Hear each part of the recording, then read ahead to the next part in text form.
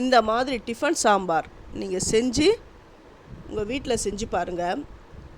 இட்லிக்கு சாம்பார் அப்படின்றத விட சாம்பாருக்காகவே இட்லி அந்த மாதிரி ஆகிடும். அவ்வளோ சூப்பராக இருக்கும்.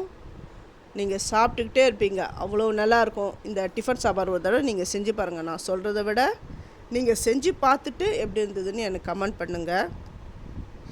இந்த வீடியோவுடைய கிளியராக வேணும் அப்படின்றவங்க என்னுடைய சேது சித்ரா கிச்சனில் போய் பார்த்தீங்கன்னா நான் கிளியராக எல்லாமே சொல்லியிருப்பேன், அளவுகளோடு சொல்லியிருப்பேன்.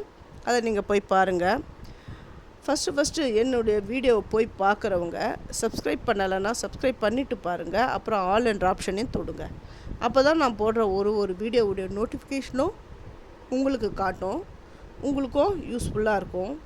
உங்களுக்கு பிடிச்சிருந்தா உங்கள் ஃப்ரெண்ட்ஸுக்கும் நீங்கள் ஷேர் பண்ணுங்கள், அவங்களுக்கும் யூஸ்ஃபுல்லாக இருக்கட்டும். இது இந்த இட்லி கடை அவங்க பண்ணுற இந்த சாம்பார் ரெசிபி தான் இது.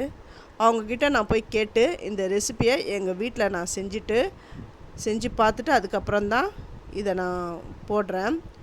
இந்தமாதிரி செஞ்சு பார்த்தேன் பாருங்க, அவ்வளோ சூப்பராக. நாங்கள் எல்லோரும் அங்கே தான் போய் இட்லி வாங்குவோம். அந்த பாட்டி கடையில் தான் போய் இட்லி வாங்குவோம்.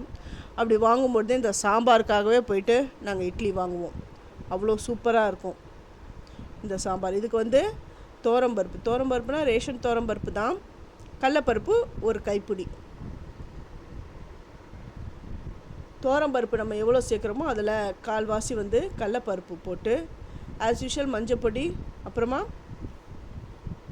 பெருங்காயம் போடுவோம். காய்கறிலாம் அதிலே சேர்த்து போடணும். இதில் இந்த சாம்பாரில் சாம்பார் பொடியோ இந்த காரப்பொடி அதெல்லாம் கிடையவே கிடையாது. ஒன்லி பச்சை மிளகா காரம்தான். அப்புறம் இந்த கடைசியில் அவங்க சேர்ப்பாங்க பாருங்கள், திக்னஸ் ஏஜென்ட்னு சொல்லிவிட்டு அந்த இட்லி மாவே அப்படியே கரைச்சி அதில் விடுவாங்க. அது ஒரு டேஸ்ட்டாக இருக்கும், அது ஒரு ஃப்ளேவர் ரொம்ப நல்லாயிருக்கும். இப்போ இந்த மாதிரிலாம் யாரும் பண்ணுறது கிடையாது.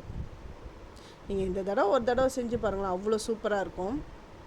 அவ்வளோதான். இந்த இட்லி மாவை கரைச்சி விட்டாங்கன்னா அந்த திக்னஸ் அப்படி வந்துடும். அப்புறம் இதுக்கு கொத்தமல்லி தழைகளை அந்த மேலாக்கா தூவி அப்படி இறக்கிடணும்.